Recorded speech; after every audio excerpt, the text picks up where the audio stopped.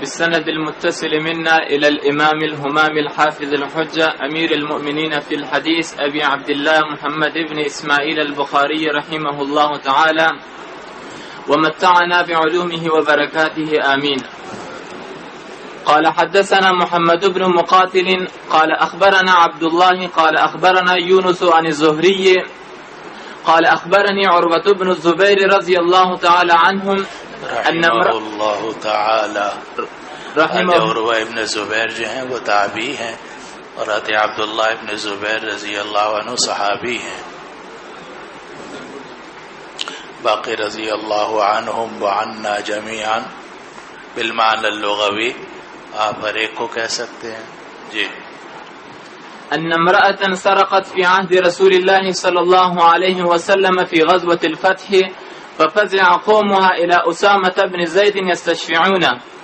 قال عروة فلما كلمه أسامة فيها تلون وجه رسول الله صلى الله عليه وسلم فقال أتكلمني في حد من حدود الله؟ قال أسامة استغفر لي يا رسول الله. فلما كان العشي قام رسول الله صلى الله عليه وسلم خطيبا فأثنى على الله بما هو أهله ثم قال أما بعد فإنما أهلك الناس قبلكم أنهم كانوا إذا سرق فيهم الشريف تركوه وإذا سرق فيهم الضعيف أقاموا عليه الحد والذي نفس محمد بيده لو أن فاطمة بنت محمد سرقت لقطعت يدها. ثم أمر رسول الله صلى الله عليه وسلم بتلك المرأة فقطعت يدها فحسنت توبتها بعد ذلك وتزوجت. قالت عائشة فكانت تأتي بعد ذلك فأرفع حاجتها إلى رسول الله صلى الله عليه وسلم. بسم الله.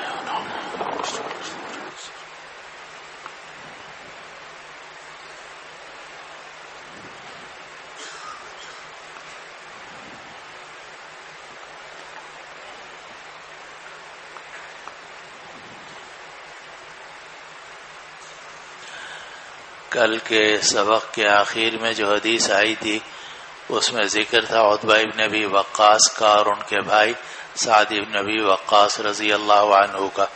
تو سعد ابن ابی وقاص رضی اللہ عنہ تو یہ عشرہ مبشرہ میں سے ہیں، لیکن عتبہ ابن ابی وقاص یہ مشہور کافر ہے کہ جس نے نبی کریم صلی اللہ علیہ وسلم پر حملہ کیا تھا اور آپ کا نیچے کا ہونٹ پھٹ گیا تھا اور آپ نے بد دعا بھی کی تھی کہ اے اللہ اس کے اوپر سال بھی نہ گزرے کہ یہ کافر ہو کر مرے.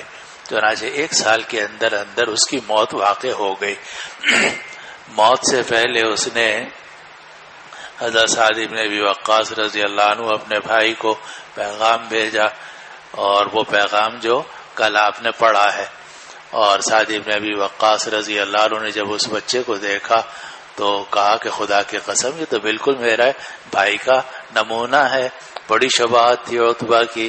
چنانچہ سعد بن ابی وقاص نے اپنے کافر بھائی کی وصیت پر عمل کرتے ہوئے اس بچے کو اٹھا لیا. معلوم ہوا کہ ایمان اور کفر سے رشتے ختم نہیں ہوتے. ایمان اور کفر سے محبت کے تعلقات تو ختم ہو جاتے ہیں لیکن رشتے اپنی جگہ برقرار رہتے ہیں. اس لیے کافر ماں ہو، کافر باپ ہو، کافر بہن بھائیوں وہ رشتہ داری ہوں گے. قرآن مجید نے فرمایا کہ وَإِن جَاهَدَاكَ لِتُشْرِكَ بِي مَا لَيْسَ لَكَ بِهِ عِلْمٌ فَلَا تُطِعْهُمَا کہ اگر ماں باپ مشرک ہوں، شرک پر تمہیں مجبور کرے تو ان کا کہنا نہ ماننا. وَصَاحِبْهُمَا فِي الدُّنْيَا مَعْرُوفًا لیکن دنیا میں ان کے ساتھ حسن سلوک کے ساتھ زندگی گزارنا. اور یہ آپ لوگوں میں آج کل ایک بڑی وبا پیدا ہو گئی ہے کہ اگر کوئی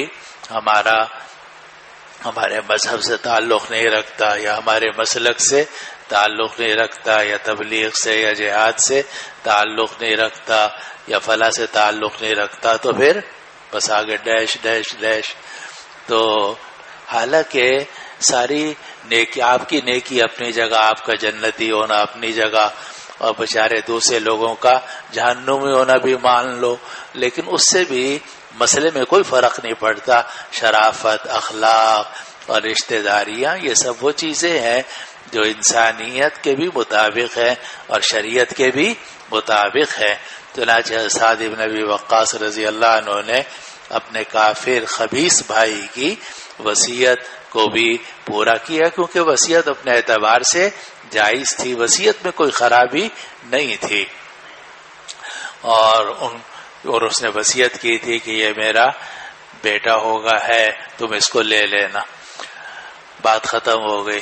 اگلی بات یہ ہے کہ وہ زمعہ جو تھے وہ تو مسلمان نہیں ہوئے، لیکن ان کی جو بیٹیاں تھے سودا رضی اللہ عنہا وہ بھی مسلمان تھیں، زوجہ مطہرہ تھی۔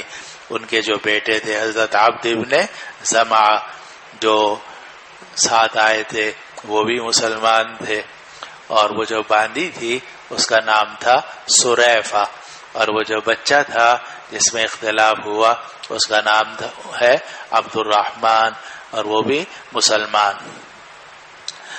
آگے ہے کہ ہوا لکا ہوا اخوک یا عبد ابن زمعہ، تو ہم نے عرض کیا تھا کہ اس میں بعض حضرات یہ فرماتے ہیں کہ آپ نے زمعہ سے نسب ثابت کیا، اور زمعہ سے نسب ثابت کرنے کے بعد حضرت سودا کو صرف احتیاطاً آپ نے پردے کا حکم دیا، ورنہ جب نسب ثابت ہو گیا زمعہ سے تو حضرت سودا کا وہ بھائی ہو گیا، اور سگے بھائی سے کوئی پردہ نہیں ہے مولانا عام حالات میں۔ اس لیے حضرت سودا رضی اللہ عنہ کا جو حکم ہے کہ پردہ کر لینا، احتجبی منہ یا سودا، اس کو محمول کیا جائے گا احتیاط پر، تنزیہ پر۔ لیکن جو زیادہ رائے ہے محققین کی وہ یہ ہے کہ آپ نے زمعہ سے نسب ثابت نہیں کیا تھا، بلکہ آپ نے صرف اخوت ثابت کی تھی عبد ابن زمعہ سے، اور اس کی مثال کل ہم آپ کو دے چکے ہیں۔ آپ کو تو یہ حق حاصل ہے، اگر آپ بڑے ہیں اور کوئی بچہ غلام یولد مثلہ لمثلہ، تو اس کے بارے میں آپ دعویٰ کر سکتے ہیں کہ میرا بچہ ہے، بشرطے کہ وہ بچہ پہلے سے کسی اور سے ثابت النسب نہ ہو، تو آپ اس کا نسب اپنے سے ثابت کر سکتے ہیں، لیکن آپ دوسرے کا نسب تیسرے سے ثابت نہیں کر سکتے، اس کا آپ کو کوئی حق نہیں ہے۔ اس لیے یہ جو زمعہ سے نسب ثابت کیا جا رہا تھا اور عبد ابن زمعہ نسب ثابت کر رہے تھے، تو یہ اس سے اخوت تو ثابت ہو سکتی ہے مگر بنوت ثابت نہیں ہو سکتی۔ اس لیے راجح قول یہ ہے کہ آپ نے عبد ابن زمعہ سے اس کے بھائی ہونے کا کی حد تک تو نسب ثابت کر دیا، مگر آپ نے ان کے اس بچے کو ان کے باپ کا بیٹا قرار نہیں دیا۔ آگے ایک اور بحث بھی ہے کہ نسب کا کیا حکم ہے باندی کے، وہ انشاءاللہ حضرت کے ہاں آپ پڑھ لیں گے۔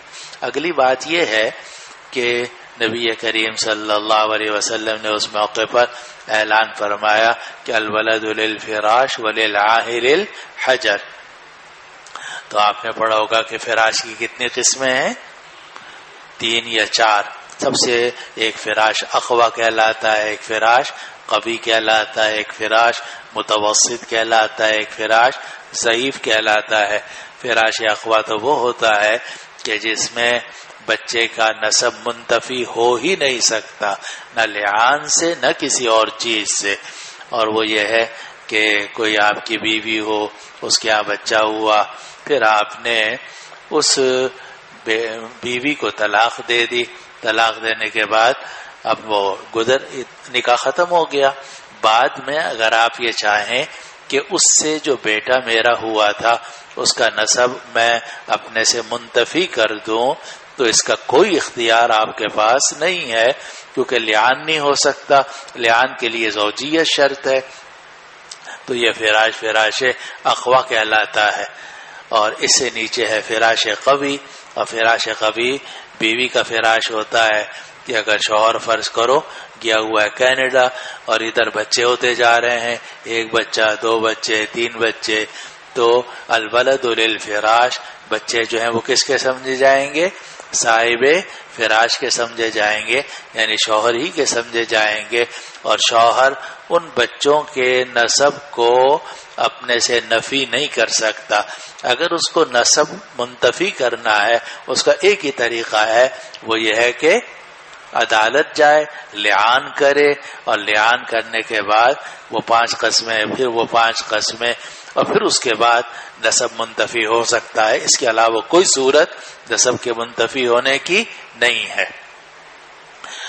اس سے نیچے ہے فراش متوسط، اور فراش متوسط کہا جاتا ہے ام ولد کے فراش کو، کہ باندھی تھی، اس سے ایک بچے کے نسب کو آپ نے اپنے آپ سے ثابت کر دیا، پھر اس کے بعد دوسرا بچہ ہوا، تیسرا بچہ ہوا. تو اگر آپ نسب کا دعویٰ نہ بھی کریں، نسب کا دعویٰ یعنی دعویٰ نہ بھی کریں، تو بھی اس ام ولد کے اگلے بچوں کا نسب خود بخود ثابت ہو جائے گا. البتہ اگر آپ اگلے بچوں کا نسب اپنے سے منتفی کرنا چاہیں تو اس کے لیے لعان کی ضرورت نہیں ہے، بلکہ نسب کی نفی سے نفی ہو جائے گی. اور سب سے نیچے ہے فراش ضعیف، کہ کسی کوئی باندھی ہے آپ کی، اس کے یہاں بچہ ہوا، تو اگر آپ اس باندھی کے بچے کا نسب اپنے سے ثابت کریں گے تو ہوگا، لیکن اگر آپ ثابت نہیں کریں گے اپنے سے تو وہ آپ کا بیٹا نہیں ہوگا، صرف باندھی کا بیٹا ہوگا، اور اس پر غلامی کے احکام جاری ہوں گے. تو اس لیے کہا جاتا ہے کہ فراش کی کتنی قسمیں ہو گئیں؟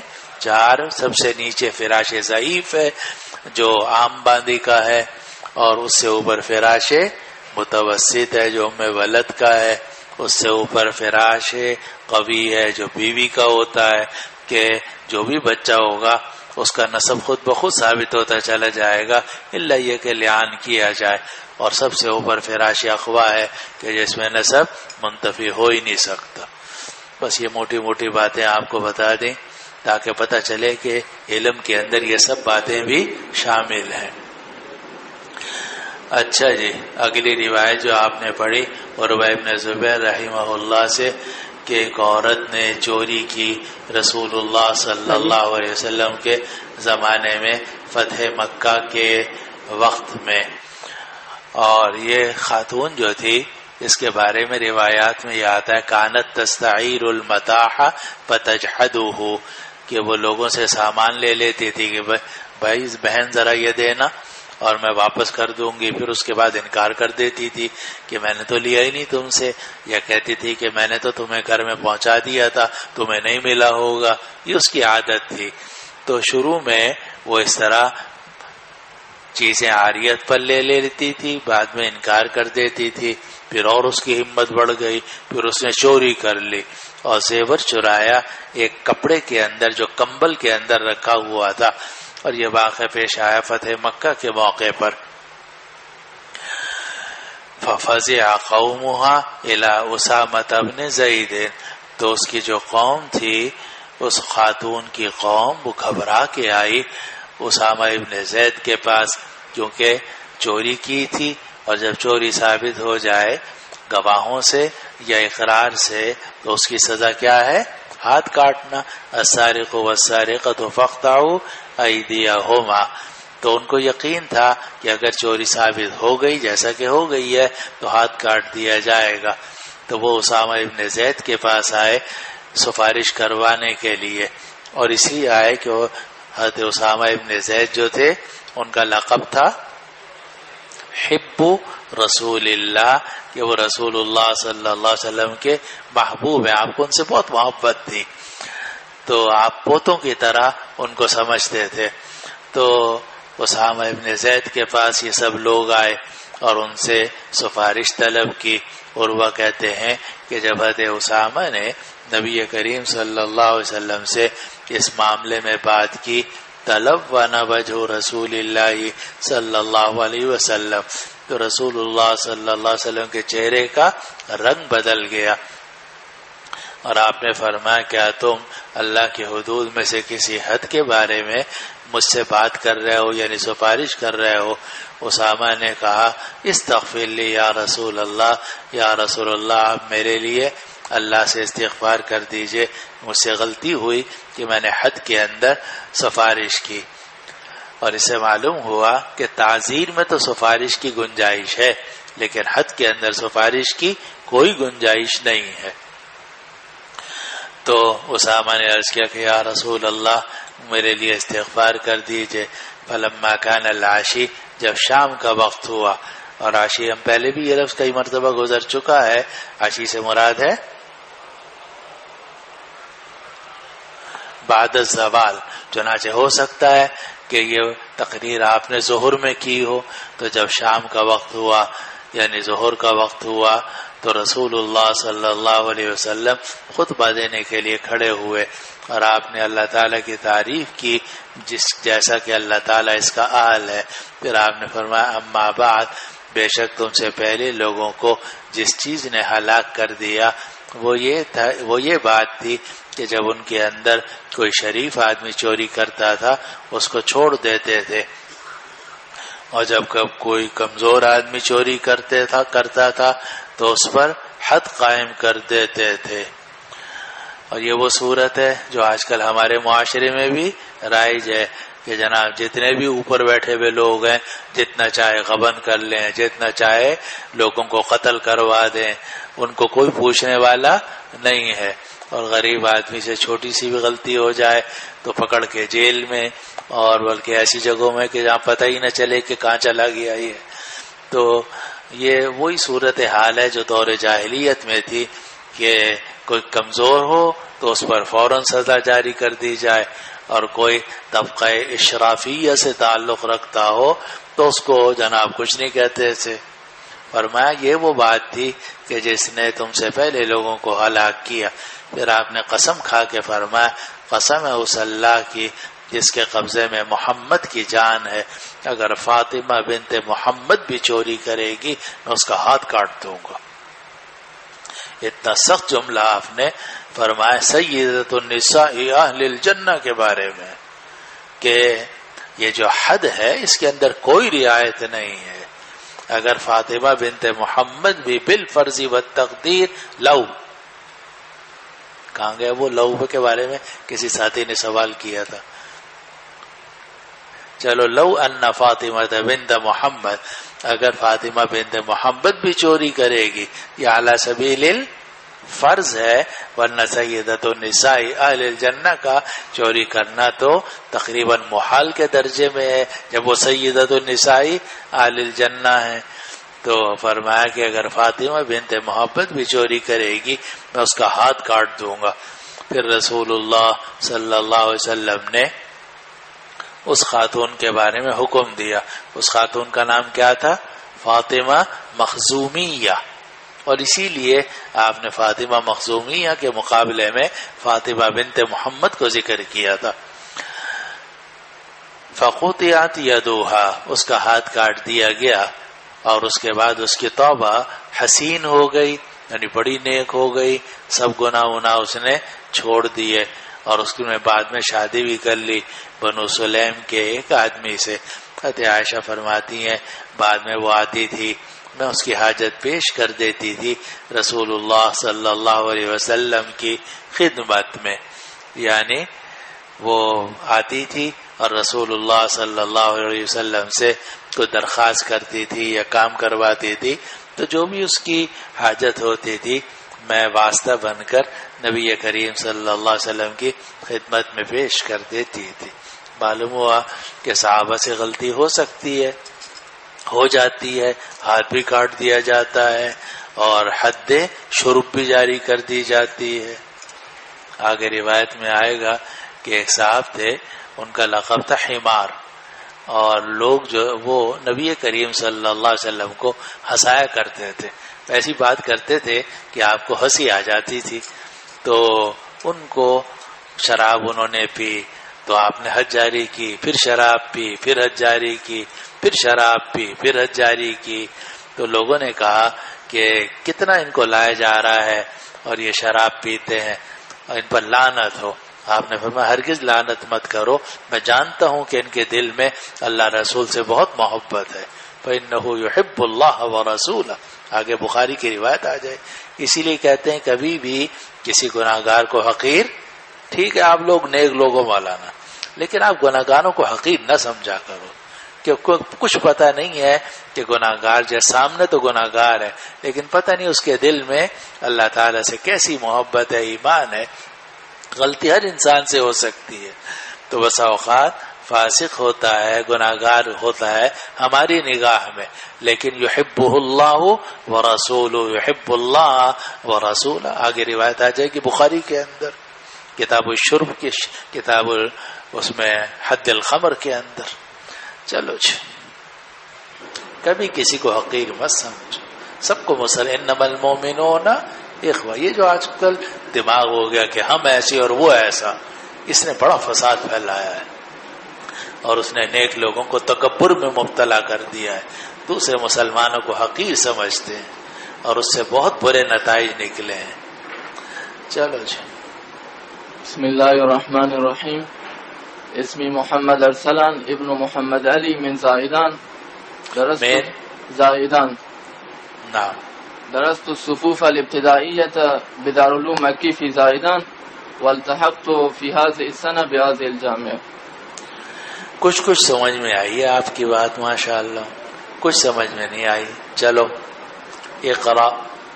بالسند المتصل منا إلى الإمام البخاري رحمه الله تعالى ومتعنا بعلومه وفيوضه آمين.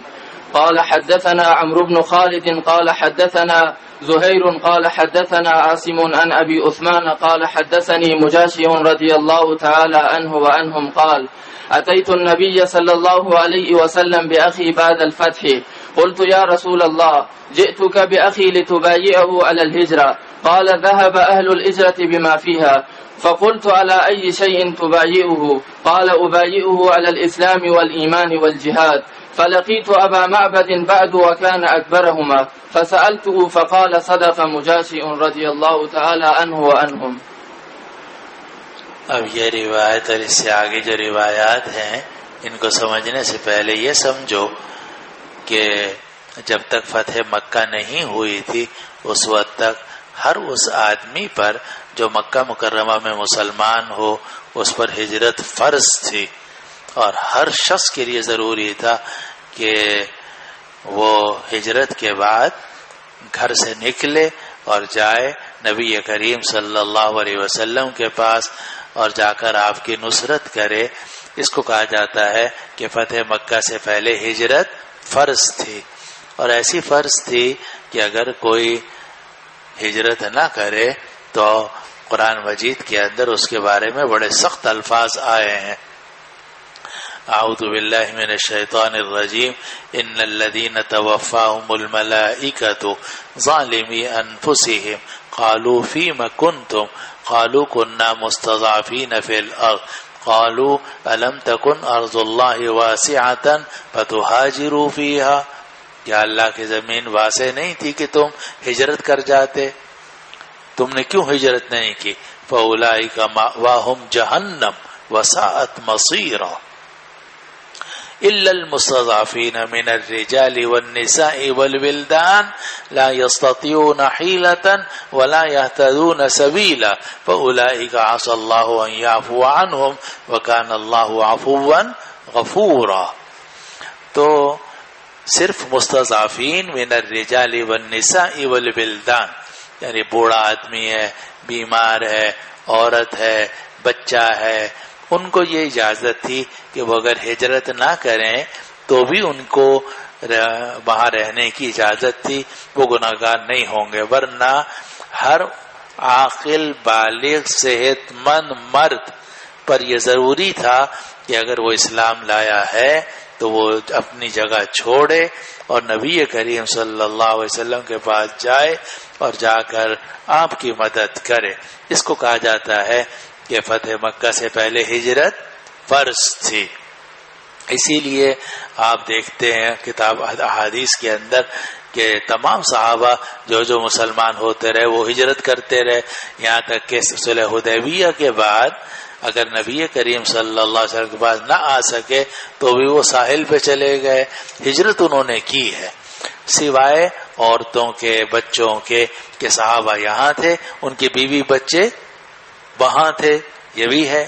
تو بیوی بچوں کو تو اجازت تھی، مستضعفین من الرجال والنساء والبلدان لا يستطيعون حيلة ولا يهتدون سبيلا فأولئك عسى الله أن يعفو عنهم وكان الله عفوا غفورا. ورنہ ہر عاقل بالغ مسلمان مرد پر ہجرت فرض تھی، لیکن جب فتح مکہ ہو گئی آپ نے اعلان کر دیا کیا؟ لا ہجرت بعد الفتح. اب فتح مکہ کے بعد کوئی ہجرت نہیں ہے. اب یہ جو آپ نے اعلان کیا جو جگہ جگہ آگے آ رہا ہے کہ لا ہجرت بعد الفتح، فتح مکہ کے بعد کوئی ہجرت نہیں ہے، مراد یہ کہ ہجرت فرض نہیں ہے. مراد یہ ہے کہ ہجرت فرض نہیں ہے. اب فرض تو نہیں ہے کہ جو بھی مسلمان ہو وہ ضرور ہجرت کرے. کوئی برما میں مسلمان ہوا، کوئی کینیڈا میں ہوا، کوئی اٹلی میں ہوا، کوئی کہیں ہوا، تو اس کے ذمہ فرض نہیں ہے کہ وہ مسلمان ہوتے ہی فوراً ہجرت کرے. اب فرض نہیں ہے، البتہ اس کے لیے ہجرت ہو سکتا ہے کہ مستحب ہو سکتا ہے کہ واجب ہو. مستحب اس وقت ہوگی جبکہ وہ اپنے علاقے میں فرائض واجبات ادا کر سکتا ہو مگر دینی ماحول پوری طرح میسر نہ ہو اور اس کو ڈر ہو کہ میری آئندہ نسلیں خراب ہو جائیں گی، امکان ہو. اور بعض صورتوں میں ہجرت واجب ہو سکتی ہے جبکہ وہاں نماز پڑھنا، جمعہ پڑھنا، عید پڑھنا، روزے رکھنا، یعنی جو فرائض واجبات ہیں وہ بھی ادا کرنا ان کے لیے ممکن نہ ہو، تو اس صورت میں ان کے ذمہ ہجرت واجب ہو جائے گی.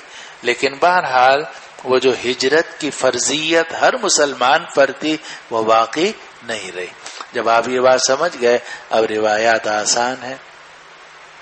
مجاشع ابن مسعود ابن ثعلبہ ابن وہب السلمی کہتے ہیں کہ میں نبی کریم صلی اللہ علیہ وسلم کے پاس اپنے بھائی مجالد کو لے کر آیا اور میں نے عرض کیا کہ یا رسول اللہ میں اپنے بھائی کو لایا ہوں تاکہ آپ ان سے بیعت کر لیں ہجرت پر. تو آپ نے یہ جملہ فرمایا ذهب اہل الہجرت بما فیہا، اہل ہجرت سب چلے گئے اس ثواب کو لے کر جو ہجرت میں تھا. یعنی یہ جو ہجرت فرض تھی اور فرض کا ثواب ملتا تھا یہ وہ چلے گئے سب لوگ، یعنی اب وہ ہجرت فرض نہیں رہی. اہل ہجرت چلے گئے ہیں اس ثواب کو لے کر جو ہجرت میں تھا. میں نے عرض کیا کہ اب آپ کس چیز پر بیعت لیں گے؟ فرمایا میں بیعت لوں گا اسلام پر، ایمان پر اور جہاد پر. راوی کہتے ہیں کہ پھر میری ملاقات ہوئی ابو معبد سے اور وہ ان تینوں بھائیوں میں سب سے بڑے بھائی تھے. تو میں نے ان سے کہا کہ آپ کے بھائی مجاشع نے یہ حدیث سنائی ہے. فقال صدق مجاشع، تو انہوں نے کہا میرے بھائی مجاشع نے بالکل سچ بولا ہے اور حدیث اسی طریقے سے ہے. چلو جی. وبه قال حدثنا محمد بن أبي بكر قال حدثنا الفضيل بن سليمان قال حدثنا عاصم عن أبي عثمان النهدي عن مجاشع بن مسعود رضي الله تعالى عنه وعنهم قال انطلقت بأبي معبد إلى النبي صلى الله عليه وسلم لتبايعه على الإجراب فقال مزت الهجرة لأهلها أبايعه على الإسلام والجهاد فلقيت أبا معبد فسألته فقال صدق مجاشع. وقال خالد عن أبي عثمان عن مجاشع أنه جاء بأخيه مجالد. مجاشع کہتے ہیں کہ میں اپنے بھائی ابو معبد کو، ابو معبد کا نام کیا تھا؟ مجالد. میں اپنے بھائی ابو معبد یعنی مجالد کو لے کر نبی کریم صلی اللہ علیہ وسلم کے پاس پہنچا تاکہ آپ اس سے بیعت لے لیں ہجرت پر. تو آپ نے یہ جملہ فرمایا مضت الہجرت لأہلہا، کہ ہجرت چلی گئی اہل ہجرت کے ساتھ. ہجرت ختم، اب ہجرت فرض نہیں ہے. البتہ میں اب ان سے بیعت کروں گا، بیعت لوں گا اسلام پر اور جہاد پر. راوی کہتے ہیں کہ میری ملاقات ہے وہ معبد سے جو سب سے بڑے بھائی تھے. میں نے ان سے پوچھا تو انہوں نے کہا کہ ہاں میرے بھائی مجاشع نے تمہیں سچی حدیث سنائی ہے. اور اگلی روایت میں یہ کہ مجاشع کہتے ہیں کہ وہ اپنے بھائی مجالد کو لے کر آئے. تو مجالد تو نام تھا اور کنیت ان کی تھی ابو معبد. چلو جی. وبه قال حدثني محمد بن بشار قال حدثنا غندر قال حدثنا شعبة عن أبي بشر عن مجاهد قلت لابن عمر رضي الله تعالى عنه وعنهم إني أريد أن أهاجر إلى الشام قال لا هجرة ولكن جهاد فانطلق فأعرض نفسك فإن وجدت شيئا وإلا رجعت. وقال النذر أخبرنا شعبة قال أخبرنا أبو بشر قال سمعت مجاهدا قلت لابن عمر رضي الله عنهما وعنهم فقال لا هجرة اليوم أو بعد رسول الله صلی اللہ علیہ وسلم مثله. مجاہد کہتے ہیں کہ میں نے عبداللہ ابن عمر سے کہا کہ میں ہجرت کر کے شام جانا چاہتا ہوں. اب یہ مکہ مدینہ میں تھے. عبداللہ ابن عمر سے کہا جی میں ہجرت کر کے شام جانا چاہتا ہوں. تو عبداللہ ابن عمر نے فرمایا ہجرت کیسی؟ ظاہر یہاں بھی مسلمان ہیں وہاں بھی مسلمان ہیں. آپ یہ کہیں کہ جناب میں پشاور سے ہجرت کر کے کراچی آنا چاہتا ہوں تو پشاور بھی دارالاسلام میں داخل ہے, کراچی بھی دارالاسلام میں داخل ہے, حیدرآباد بھی دارالاسلام میں داخل ہے. تو ہجرت تو ہوتی ہے دارالکفر سے دارالاسلام کی طرف, اور ہجرت فرض تھی جبکہ فتح مکہ سے پہلے کہ ہر آدمی مدینے جائے. اب وہ ہجرت کہاں, وہ ختم ہو گئی.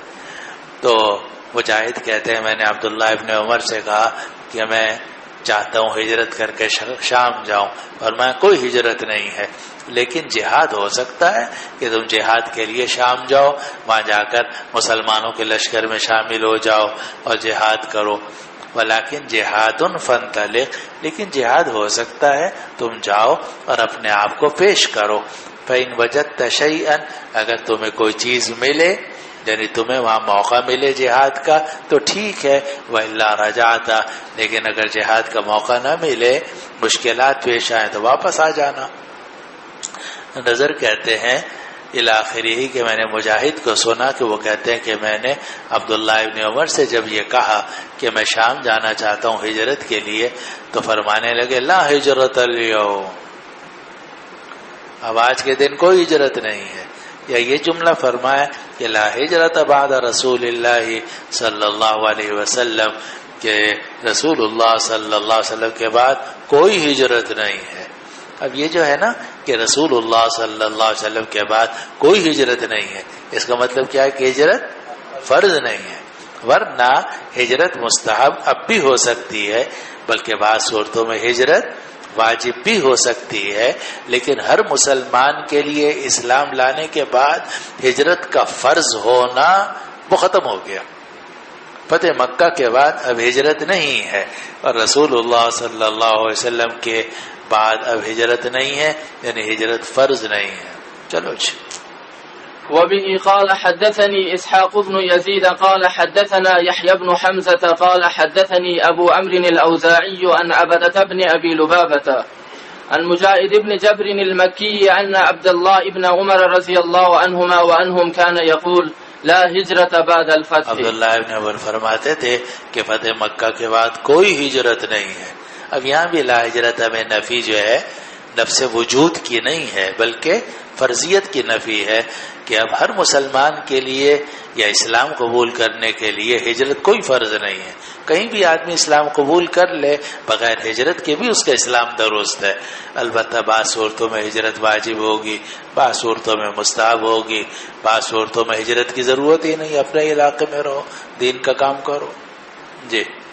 وبه قال حدثنا إسحاق بن يزيد قال حدثنا يحيى بن حمزة قال حدثني الأوزاعي عن عطاء بن أبي رباح قال زرت عائشة رضي الله عنها وعن مع عبيد بن أمير فسألها عن الهجرة فقالت لا هجرة اليوم كان المؤمن يفر أحدهم بدينه إلى الله وإلى رسوله مخافة أن يفتن عليه فأما اليوم فقد أزهر الله الإسلام فالمؤمن يعبد ربه حيث شاء ولكن جهاد ونية.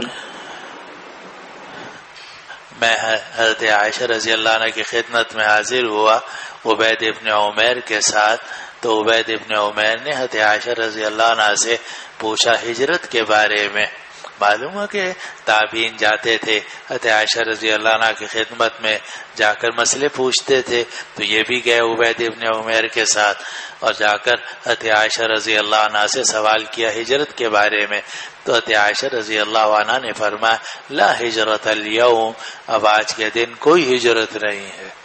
اب یہاں بھی نفی جو ہے وہ نفس ہجرت کی نہیں مولانا بلکہ فرضیت کی ہے. اور پھر آگے فرمایا کہ مومن اپنے دین کو لے کر بھاگتا تھا اللہ کی طرف اور اللہ کے رسول کی طرف اس ڈر کی وجہ سے کہ اسے فتنے میں مبتلا کر دیا جائے گا. لیکن آج کے دن اللہ تعالی نے اسلام کو غالب کر دیا ہے تو مومن اپنے پروردگار کی عبادت کرے گا جہاں بھی چاہے، پشاور میں ہو، کراچی میں ہو، ملتان میں ہو، سب جہاں چاہے بیٹھے رہو، عبادت کرتے رہو. ولیکن جہاد و نیت، ہاں لیکن جہاد اور نیت اس کا سلسلہ جاری ہے کہ آدمی دین کے لیے کوشش کرے اور جہاد بالمعنی الاصطلاحی یا جہاد بالمعنی اللغوی کی کوشش کرے بشرطے کہ نیت صحیح ہو. یہ ضروری ہے مولانا کہ نیت ہو، اسی لیے جہاد و نیت کہ جہاد ہو اور نیت ہو، یعنی اچھی نیت کے ساتھ. یہ مقصد نہ ہو کہ میں لوگوں کو ستانا ہو یا ناراضگی ہو گئی گھر والوں سے تو کہا جا رہا ہوں، تو یہ نیت لوگوں کو ستانے کی یا لڑائی جھگڑے کی نہ ہو، اللہ تعالیٰ کی رضا کے لیے، دین کی خدمت کے لیے آدمی جہاد کے لیے نکلے، ثواب ہی ثواب ہے، چاہے جہاد بالمعنی الاصطلاحی ہو چاہے جہاد بالمعنی العام ہو. چلو جی. بسم اللہ الرحمن الرحیم. نام محمد ابراہیم، والد کا نام عبد العزیز، درجہ اولا والد کا نام عبد العزیز، درجہ اولا سے لے کر سادسہ تک دارالعلوم مکی میں پڑھے. دارالعلوم مکی. اچھا. پچھلے سال سے جامعہ میں حاضر و زیر تعلیم ہوں. اور تعلق کہاں سے ہے جناب؟ تعلق پنجگور سے ہے. چلو بسم اللہ. بسم اللہ الرحمن الرحیم. بسند متصل منا الى الامام البخاری رحمہ اللہ تعالی ومتعنا بعلومه وبركاته آمين. قال حدثنا إسحاق قال حدثنا أبو عاصم عن ابن جريج قال أخبرني حسن بن مسلم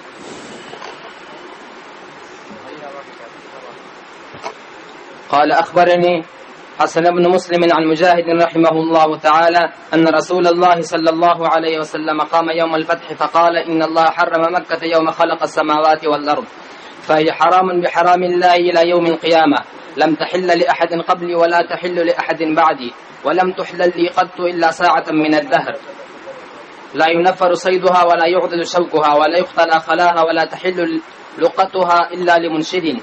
فقال العباس بن عبد المطلب إلا الإذخر يا رسول الله فإنه لا بد منه للقين والبيوت. فسكت ثم قال إلا الإذخر فإنه حلال. وعن ابن جريج قال أخبرني عبد الكريم عن عكرمة عن ابن عباس رضي الله تعالى عنهما وعنهم بمثل هذا أو قال نحو هذا.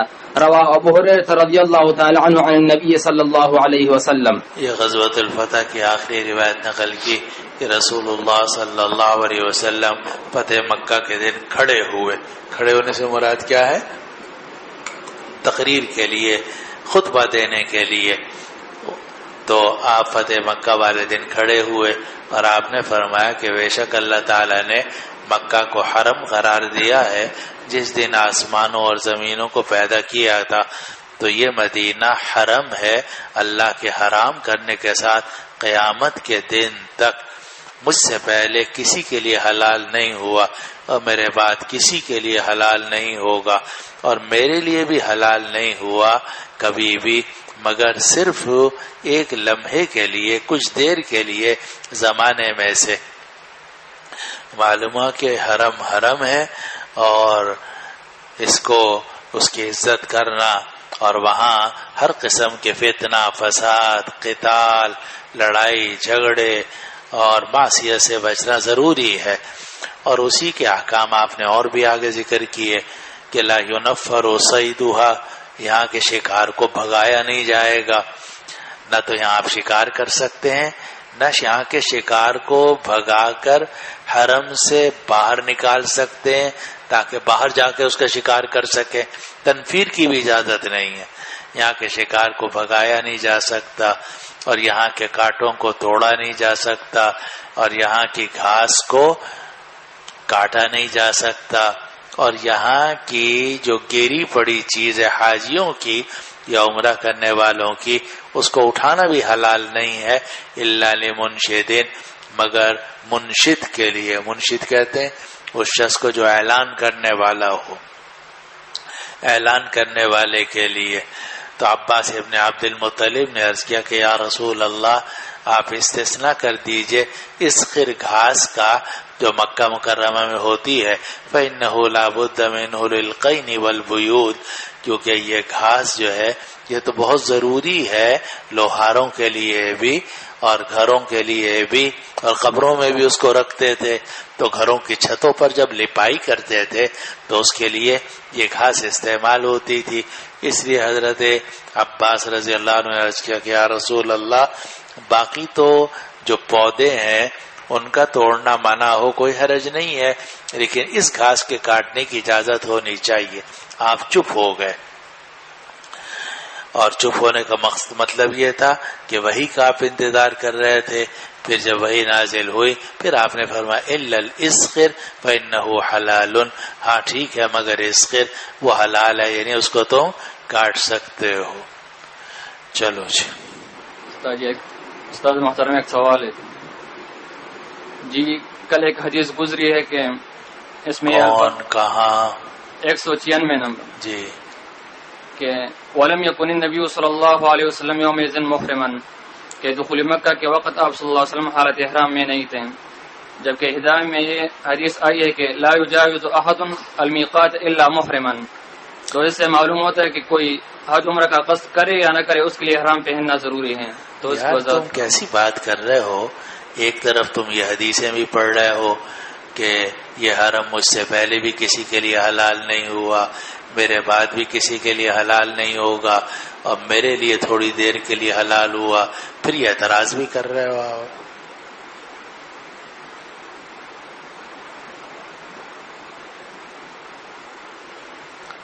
پہلے بھی حدیث گزری اور ابھی 2 منٹ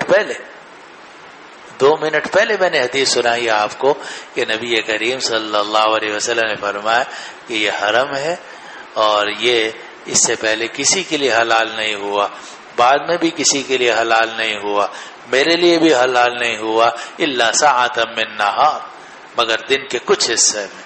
معلوم ہوا کہ صرف اس وقت میں حلال ہوا تھا, آگے پیچھے اس پر حرم کے سارے احکام جاری ہوں گے کہ اس میں بغیر احرام کے داخل ہونا جائز نہیں ہے. اور یہ صرف نبی کریم صلی اللہ علیہ وسلم کا نہیں تھا بلکہ پورے لشکر کا تھا. البتہ یہ ہے کہ احرام باندھنا کب ضروری ہوگا, تو احناف رحمہ اللہ کے نزدیک جو بھی آدمی مکہ مکرمہ میں داخل ہونا چاہے یعنی حرم میں, اس کے لیے ضروری ہے کہ وہ احرام باندھے. بغیر احرام کے آدمی مکہ جا ہی نہیں سکتا. لیکن ائمہ ثلاثہ رحمہ اللہ فرماتے ہیں کہ اگر اس کی نیت حج کی ہے یا عمرے کی ہے تو احرام باندھنا واجب ہے, لیکن اگر اس کی نیت عمرے اور حج کی نہیں ہے بلکہ ویسے ہی مکہ مکرمہ میں نماز پڑھنے جا رہا ہے یا کسی اور کام سے جا رہا ہے, اور تو اس کے لیے میقات سے احرام باندھنا ضروری ہے. یہ اختلاف مسئلہ اپنی جگہ پر ہے. چلو جناب. جی ولا تحل لقطها الا لمنشد, یعنی جو گری پڑی, لقطہ کہتے ہیں گری پڑی چیز کو. اب ظاہر ہے کہ جب حاجی آتے ہیں, عمرہ کرنے والے آتے ہیں, لوگ آ رہے ہوتے ہیں جا رہے ہوتے ہیں, چیزیں گر جاتی ہیں, اسے لقطہ. تو جو چیز جہاں گری ہے تو وہ وہیں گری رہنے دو, اس کو وہاں سے مت اٹھاؤ. الا لمنشد, ہاں مگر منشد کے لیے یعنی اعلان کرنے والے کے لیے آپ نے اٹھایا اس نیت سے کہ وہ سامنے جو دفتر ہے وہاں جمع کرا دوں تاکہ اصل مالک آئے گا تو وہاں سے لے لے گا, اور وہ اعلان بھی کرتے رہتے ہیں. تو اس کے لیے تو اٹھا کے دفتر میں جمع کرانا جائز ہے, لیکن اپنے لیے وہ نہیں اٹھا سکتا. وجہ یہ کہ اگر یہاں پڑی ہوئی ہے تو اس کا امکان ہے کہ وہ حاجی عمرہ تلاش کرتے کرتے آئے گا تو اس کو اپنی گری پڑی چیز مل جائے گی, یا دفتر جائے گا تو دفتر میں مل جائے گی. لیکن اگر آپ نے اٹھا کر اپنے کمرے میں لے گئے ہوٹل میں تو کون آپ کے پیچھے جائے گا مولوی صاحب؟ مشکل. یہ حرم کے ساتھ تو خاص نہیں ہے, یہ تو عام حکم ہے, اور جگہوں میں بھی یہی حکم ہے. بالکل. یعنی آدمی لقطہ اسی وقت اٹھا سکتا ہے جب کہ پہنچانے کی نیت ہو یا اس کے ضائع ہونے کا اندیشہ ہو، لیکن اگر پہنچانے کی نیت نہیں ہے، خود اٹھانے کی، حرام ہے اس کے لیے اٹھانا۔ چلو جی چاچا جی ایک سوال ہے جی، ایک سوال ہے کون کہاں؟ 298 جی اور اسلام میں دارالحرب اور دارالاسلام کے علاوہ دوسرے اور دار کا کوئی تصور ہے یا نہیں؟ کیا کہہ رہے ہیں؟ اسلام میں دارالحرب اور دارالاسلام کے علاوہ کوئی اور دار کا تصور ہے؟ ہاں، دارالامن بھی ہو سکتا ہے، دارالاستیمان۔ دارالاسلام تو وہ ہے کہ جہاں مسلمانوں کی اکثریت ہو اور وہ خود مختار ہوں، اور اگر وہ اسلام کے احکام سارے یا کچھ اپنے اوپر نافذ کرنا چاہیں تو کر سکے، یہ ہے دارالاسلام۔ اور دارالحرب وہ ہے کہ جہاں کفار کی اکثریت ہو۔ اور پھر دارالحرب کی دو صورتیں ہیں، ایک دارالحرب وہ ہے کہ جس سے اعلان جنگ ہو، اور دوسرا یہ ہے کہ وہ دارالحرب ہے مگر دارالامن ہے، دارالاستیمان ہے کہ آپ کے ان سے معاہدات ہیں، ان معاہدات کے بنا پر نہ وہ آپ پہ حملہ کرتے ہیں نہ آپ ان پر حملہ کرتے ہیں، آپ بھی ویزا لے کے وہاں جا سکتے ہیں، وہ بھی ویزا لے کے یہاں آ سکتے ہیں۔ آج کل اکثر جو کفر کے ممالک ہیں وہ دارالحرب کم ہے، دارالکفر کہہ سکتے ہیں آپ ان کو، لیکن چونکہ اقوام متحدہ کے سارے ممبر ہیں اس لیے سبھی معاہدوں کے پابند ہیں، بین الاقوامی معاہدات کے، تو اس لیے وہ ایک طریقے سے سب دارالاستیمان دارالامن ہے۔ چلو، البتہ اتنی بات ہے کہ بعض دارالاسلام ہے اور بعض دارالکفر ہے، جہاں مسلمانوں کی اکثریت ہے وہ دارالاسلام ہے، اور جہاں کافروں کی اکثریت ہے وہ دارالکفر ہے۔ چلو جی، یہ پچھلی حدیث میں جس میں کون کہاں؟ جی 63 نمبر، جس میں آپ صلی اللہ علیہ وسلم نے یہ فرمایا الولد للفراش وللعاہد الحجر، جی اس میں آپ صلی اللہ علیہ وسلم نے عبد بن زمعہ کے حق میں فیصلہ فرمایا تھا۔ اس میں آپ نے فرمایا تھا کہ یہ اخوت ثابت کی تھی لیکن نسب ثابت نہیں کیا تھا، لیکن آپ صلی اللہ علیہ وسلم نے جو حدیث فرمائی الولد للفراش وللعاہد الحجر، یہ تو نسب کے متعلق ہے۔ ماشاءاللہ، بڑا اچھا سوال کیا، اور یہ سمجھ کا سوال ہے، اور یہ سوال انہی لوگوں پہ وارد ہوتا ہے جو یہ کہتے ہیں کہ آپ نے اخوت تو ثابت کی تھی مگر بنوت ثابت نہیں کی تھی۔ تو جو حضرات یہ کہتے ہیں کہ اخوت ثابت کی تھی بنوت ثابت نہیں کی تھی، تو ان کو فوراً یہ اعتراض آتا ہے کہ پھر یہ الولد للفراش کا اعلان کیوں ہوا؟ تو اس کا جواب ان حضرات نے یہ دیا ہے کہ یہ اس بات کا اعلان تھا کہ عتبہ ابن ابی وقاص سے نسب ثابت نہیں ہو سکتا، کیونکہ عتبہ ابن ابی وقاص جو ہے اس کا تو فراش تھا ہی نہیں، نہ فراش اخوا تھا، نہ فراش قوی تھا، نہ فراش متوسط تھا، نہ فراش ضعیف تھا۔ تو گویا یہ جو جملہ آپ نے ارشاد فرمایا یہ زما سے نسب ثابت کرنے کے لیے نہیں تھا، بلکہ عتبہ ابن ابی وقاص سے نسب کو منتفی کرنے کے لیے تھا، کہ ان کے لیے تو نسب ثابت ہونے کا کوئی امکان ہی نہیں۔ وللعاہل الحجر، اور زانی کے لیے تو پتھر ہیں، تو زانی کے لیے پتھر ہیں، یعنی اگر کوئی شخص کسی کی باندی کے پاس یا کسی کی بیوی کے پاس جا کر زنا کرتا ہے، نعوذ باللہ من ذالک، اور اس سے بچہ پیدا ہوتا ہے، تو نسب زانی سے ثابت نہیں ہوگا، نسب یا تو شوہر سے ثابت ہوگا اگر وہ شوہر والی ہے، یا وہ نسب مولا سے ثابت ہوگا اگر مولا نسب کا دعویٰ کرے۔ جزاک اللہ۔ اور یہ جو ہے نا وللعاہر الحجر، اس کی بھی دو معنی بیان کیے گئے کہ زانی کے لیے پتھر ہیں، پتھر سے مراد ہے رجم، لیکن اس معنی کو ضعیف قرار دیا گیا کیونکہ ہر زانی کے لیے تو رجم نہیں ہوتا، کیونکہ اگر وہ کنوارا ہے تو کنوارے کے لیے تو رجم نہیں ہے، اس کے لیے تو 100 کوڑے ہیں، فجلدوا کل واحد منہما 100 جلدہ۔ اس لیے حجر کا دوسرا معنی ہے ناکامی، تیرے منہ میں پتھر، اور یہ عربوں میں کثرت سے استعمال ہوتا تھا، اجی پتھر، منہ میں پتھر، مراد کیا ہے؟ بفی کل حجر، یعنی تمہیں ناکامی ہے۔ تو زانی کے لیے ناکامی ہے دنیا میں بھی آخرت میں بھی۔ دنیا میں ناکامی یہ ہے کہ زنا سے جو بچہ پیدا ہوگا اس کا نسب زانی سے ثابت نہیں ہوگا، اور آخرت کی ناکامی تو ظاہر ہی ہے کہ گناہ کبیرہ۔ جزاک اللہ. جی شکریہ. ایک سوال ہے. جی 140 بعض لوگ زانی کو قتل کرتے ہیں، وہ بعض لوگ زانی کو قتل کرتے ہیں، وہ غیر شادی شدہ ہوتے ہیں. کیا سمجھ میں نہیں آ رہا؟ آرام آرام سے بولو، بعض لوگ صاف بولو. بعض لوگ زانی کو قتل کرتے ہیں لیکن وہ زانی غیر شادی شدہ ہے، کیا قاتل پر قصاص واجب ہے یا نہیں؟ بالکل آئے گا، اس میں کیا شبہ ہے. آپ کے علاقے میں جو گڑبڑ ہوتی ہے سب گڑبڑیں ہو رہی ہیں. آپ دین کے نام پہ بہت خراب کر رہے ہو. اکثر علاقوں میں زانی کو قتل کر دیتے ہیں، مزنیہ کو بھی قتل کر دیتے ہیں. حالانکہ قتل جو ہے بعض صورتوں میں واجب ہی نہیں ہوتا. مثلا اگر دونوں کوارے ہیں تو قتل تو جائز ہی نہیں ہے، نہ حد ہے نہ تعزیر ہے.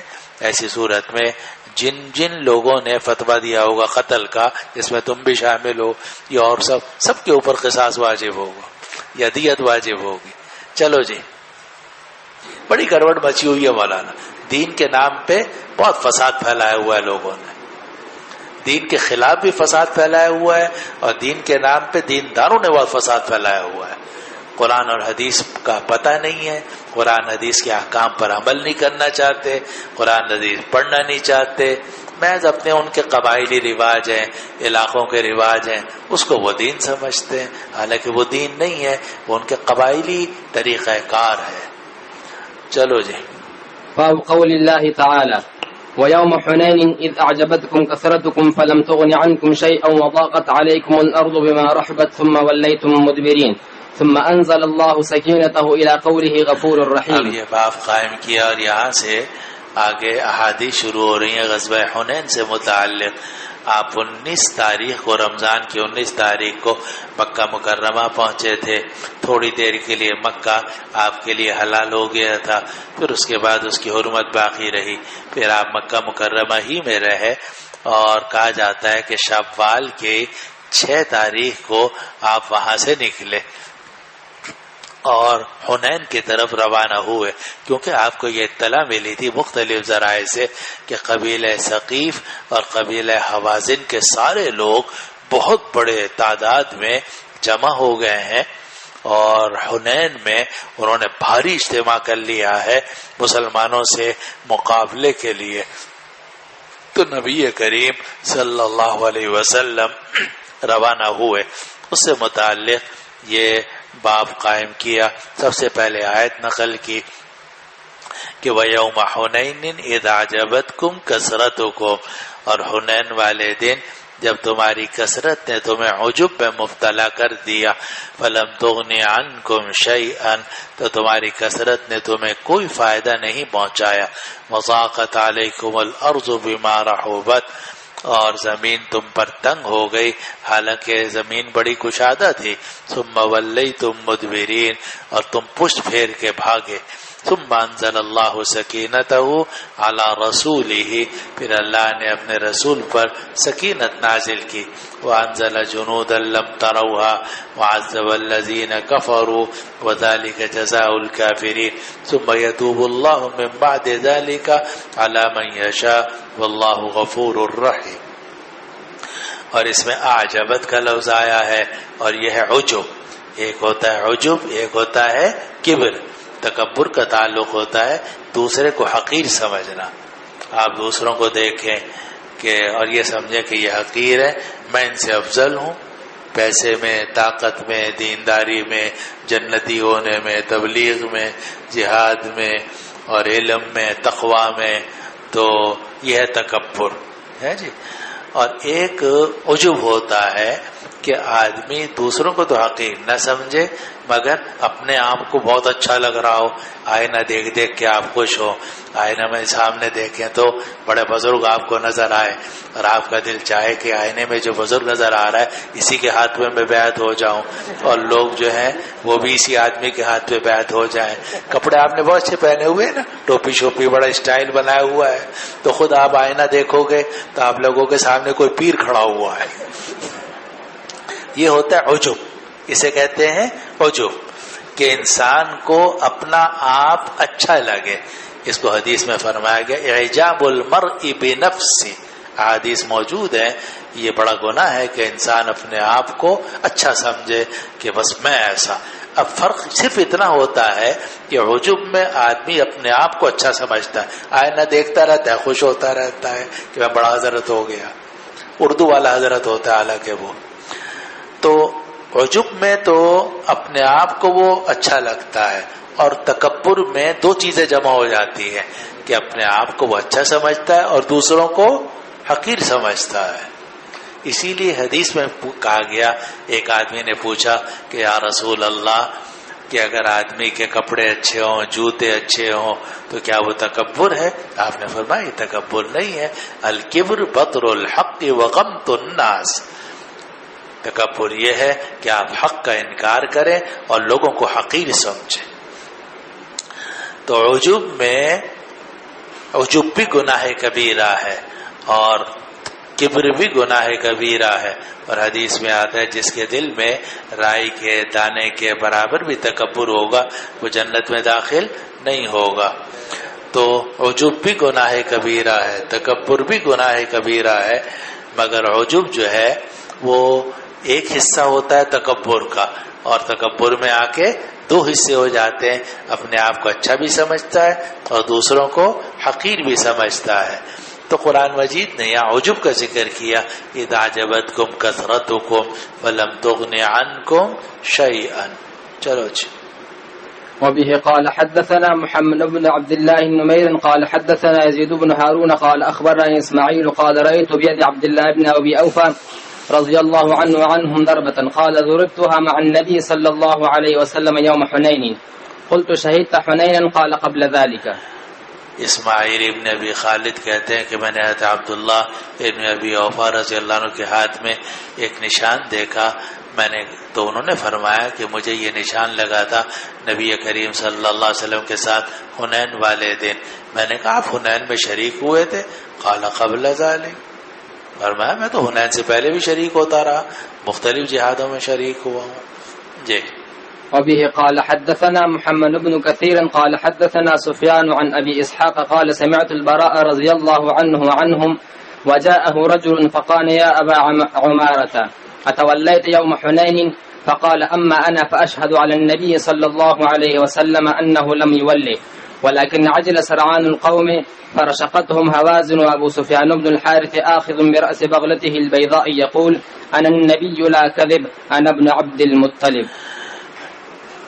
ابو اسحاق السبی کہتے ہیں کہ میں نے براء ابن عازب رضی اللہ عنہ کو سنا, ایک آدمی ان کے پاس آیا اور آ کر کہا کہ اے ابو عمارہ کیا آپ حنین والے دن بھاگ گئے تھے؟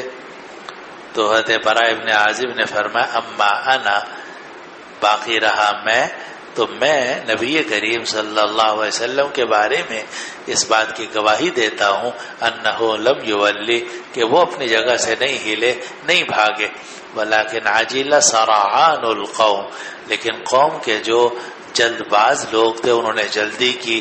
فرشقتہم حوازن, تو حوازن نے ان پر تیر برسائے. اب ہوا یہ کہ جب یہ سارا لشکر تھا نا, 10,000 تو یہ تھے تقریباً, بلکہ 12,000 کے قریب وہ لوگ تھے جو لشکر میں آئے تھے فتح. پھر مکہ میں طلقاء تھے. طلقاء کا مطلب وہ لوگ کہ جن کو آپ نے معاف کر دیا تھا اور انہوں نے اسلام قبول کر لیا تھا, تو وہ بھی تھے. اب وہ ناتجربہ کار, کچھ جوشیلے بھی تھے. اب ہوا یہ کہ انہوں نے صحیح انتظامات نہیں کیے جنگ کے, کہ اپنا زیرہ پہنتے, خود پہنتے, اپنا ایسے ہی سینہ کھول کے چل پڑے. اب ہوا یہ کہ جب یہ لشکر روانہ ہوا تو جو سرعان القوم تھے, جلد باز یا جنہوں نے پوری تیاری نہیں کی تھی, وہ آگے تھے. حوازن نے یہ کام کیا کہ وہ لڑنے والے کم تھے, تیر انداز زبردست تھے وہ, تو انہوں نے مسلمانوں کو آگے آنے دیا اور ادھر ادھر کے ٹیلوں پہ بیٹھ گئے اور مسلمانوں کو راستہ دے دیا. اب مسلمان جب جناب آگے بڑھے جلد باز لوگ, تو انہوں نے تیر برسانے شروع کے, سامنے سے بھی تیر, دائیں طرف سے بھی تیر اور بائیں طرف سے بھی تیر, پیچھے سے بھی تیر. تو بھگدڑ بچی. تو اس کو راوی کہتے ہیں کہ ولیکن عجل سرعان القوم، قوم کے جو جلد باز لوگ تھے انہوں نے جلدی کی اور آگے نکل گئے. فرشقتہم حوازن، تو حوازن کے جو لوگ تھے انہوں نے ان پر تیر برسائے. اور ابو سفیان ابن الحارث، یہ وہی ابو سفیان ابن الحارث ہے جو آپ کے چچا زاد بھائی ہیں اور جو راستے میں مسلمان ہوئے تھے. تو وہ آپ کے سفید خچر کی لگام پکڑے ہوئے تھے. آپ خچر سے نیچے اتر آئے اور آپ نے فرمایا انا النبی لا کذب انا ابن عبد المطلب، میں نبی ہوں، جھوٹا نہیں ہوں، میں عبد المطلب کا بیٹا ہوں، بھاگوں گا نہیں. اور روایات میں آتا ہے کہ آپ کے ساتھ قریب میں 4 آدمی تھے.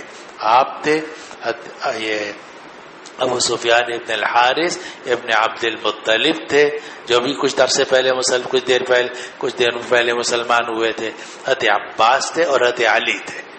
اور قریب میں یہ تو 4 افراد تو بالکل آپ کے قریب تھے، اور 10 کے قریب افراد اور تھے، ابو بکر صدیق، عمر فاروق اور کچھ لوگ. پھر اس کے اوپر تقریباً 100 کے قریب افراد تھے. گویا 12، 13، 15 ہزار کے قریب جو لشکر تھا ان میں 100 کے قریب آپ کے قریب تھے، باقی تتر بتر ہو گئے تھے. چلو جی.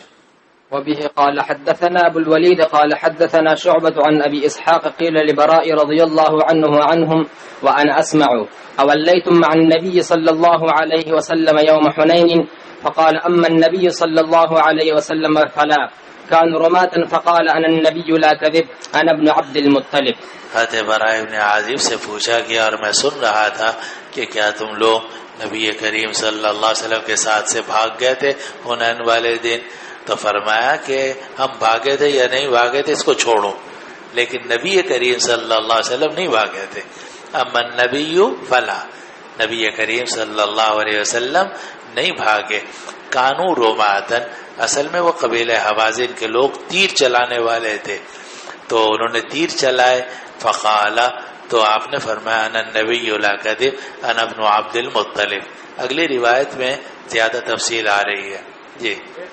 وبه قال حدثني محمد بن بشار قال حدثنا غندر قال حدثنا شعبة عن أبي إسحاق أنه سمع البراء رضي الله عنه وعنهم وسأله رجل من قيس أفررتم عن رسول الله صلى الله عليه وسلم يوم حنين فقال لكن رسول الله صلى الله عليه وسلم لم يفر كانت اگر لیکن نہ پڑھو گے تو رسول اللہ، اور اگر لیکن پڑھو گے تو رسول اللہ. جی.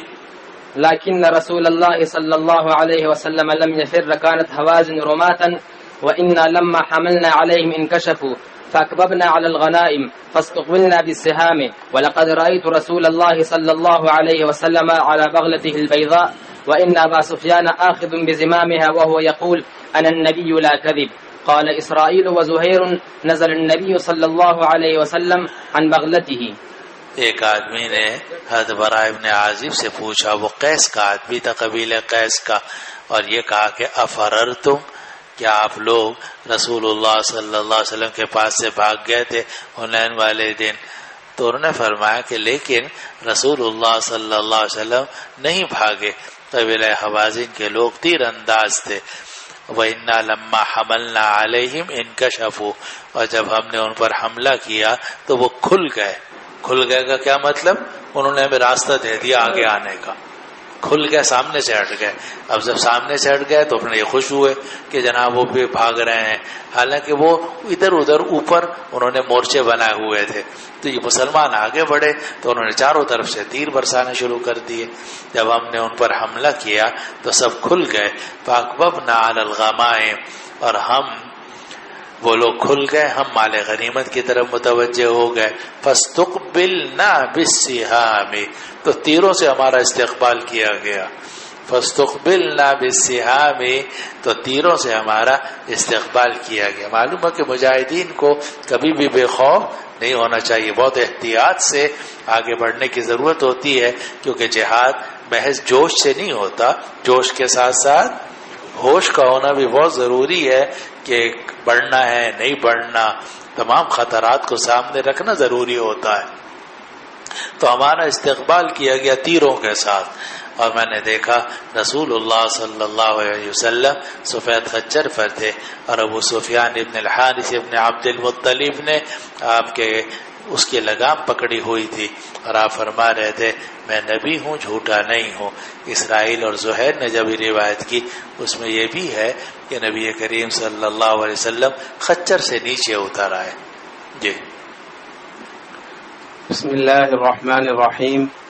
نام عبد الخالق، والد صاحب کا نام رحمان سعید، تعلق ضلع ہنگو سے ہے، اولا سے سادسہ تک دارالعلوم صادق آباد میں پڑھے ہیں، گزشتہ سال سے جامعہ ہاضہ میں زیر تعلیم ہوں، حافظ قرآن ہوں، روزانہ ایک پارہ پڑھنے کا معمول ہے۔ ماشاء اللہ۔ کہاں سے تعلق ہے؟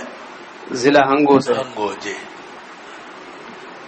بالسند المتصل منا إلى الإمام البخاري رحمه الله تعالى ومتعنا بعلومه وبركاته قال حدثنا سعيد بن عفير قال حدثني ليس قال حدثني عقيل عن ابن شهاب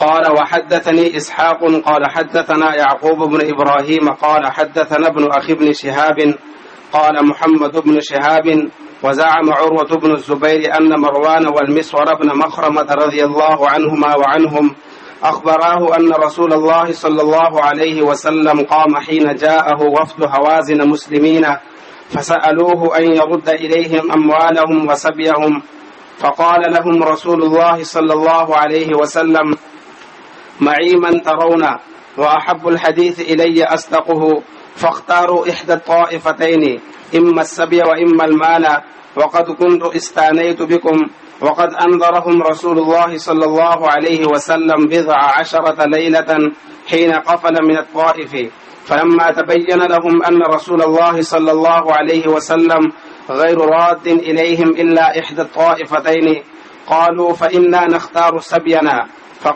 فقام رسول الله صلى الله عليه وسلم في المسلمين فأثنى على الله بما هو أهله ثم قال أما بعد فإن إخوانكم قد جاءونا تائبين وإني قد رأيت أن أرد إليهم سبيهم فمن أحب منكم أن يطيب ذلك فليفعل ومن أحب منكم أن يكون على حظه حتى نعطيه إياه من أفضل ما يفيء الله علينا فليفعل فقال الناس قد طيبنا ذلك يا رسول الله صلى الله عليه وسلم فقال رسول الله صلى الله عليه وسلم إنا لا ندري من أذن منكم في ذلك ممن لم يأذن فارجعوا حتى يرفع إلينا عرفاؤكم أمركم فرجع الناس فكلمهم عرفاؤهم ثم رجعوا إلى رسول الله صلى الله عليه وسلم فأخبروه أنهم قد طيبوا وأذنوا هذا الذي بلغني عن سبي هوازن۔ اب یہ بات سمجھو کہ قبیلہ حوازن اور ثقیف کے لوگ جمع ہوئے تھے حنین میں، اور یہ واقعہ پیش آیا کہ مسلمانوں کا لشکر جب بڑھا تو انہوں نے رستہ دے دیا، بعد میں تیر برسائے، مسلمانوں میں بھگدڑ مچ گئی۔ پھر اس کے بعد آپ خچر سے نیچے اتر آئے اور آپ نے حضرت عباس سے فرمایا آواز لگاؤ یا اصحاب الشجرہ، کہاں ہیں وہ لوگ جنہوں نے درخت کے نیچے میرے ہاتھ پر بیعت کی تھی، کیونکہ وہ بیعت ہوئی تھی بیعت علی الجہاد بالموت۔ تو آپ نے حضرت عباس سے کہا وکان عباس سیدن، اور حضرت عباس سید تھے، یعنی ان کی آواز بہت بلند تھی۔ تو حضرت عباس سے کہا آواز لگاؤ کہ یا اصحاب الشجرہ۔ تو روایتوں میں آتا ہے اور آگے کہیں آ جائے گا کہ جب حضرت عباس نے آواز لگائی تو لوگ اس طرح پلٹے جیسے اونٹنی کے بچے اونٹنی کی طرف واپس پلٹتے ہیں، اور سب جمع ہونے شروع ہو گئے۔ پھر نبی کریم صلی اللہ علیہ وسلم آگے بڑھے اور پھر حوازن کو شکست ہوئی، اور جب شکست ہوئی تو ان کا مال غنیمت بہت ملا، بہت مال غنیمت تھا، قیدی بھی تھے ان کے، مال غنیمت بھی تھا، وہ سارا آپ نے جمع کیا، اور جمع کر کے جعرانہ مقام پر آپ نے اس کو رکھوا دیا کہ اس کو یہیں رہنے دو، ابھی تقسیم نہیں کرنا۔ پھر آپ آگے بڑھے، طائف تشریف لے گئے، اور ایک لشکر آپ نے اوتاس کی طرف بھیجا جس کا ذکر آگے آ رہا ہے، ایک لشکر ادھر گیا، ایک آگے گیا، ایک نخلا کی طرف گیا، اور آپ طائف تشریف لے گئے اور آپ نے طائف کا محاصرہ کیا. کافی دن وہ محاصرہ جاری رہا لیکن کامیابی نہیں ہوئی، اس کی تفصیل بھی آگے آ رہی ہے. پھر آپ واپس آ گئے، طائف کا محاصرہ آپ نے چھوڑ دیا اور کامیابی نہیں ہوئی. پھر واپس آپ جعرانہ میں پہنچے اور جہاں سارا مال غنیمت جمع تھا، اور 10 راتیں آپ وہاں ٹھہرے رہے. اس کے بعد آپ نے وہ مال غنیمت تقسیم کر دیا مجاہدین میں، جیسا کہ طریقہ تھا خمس نکال کر.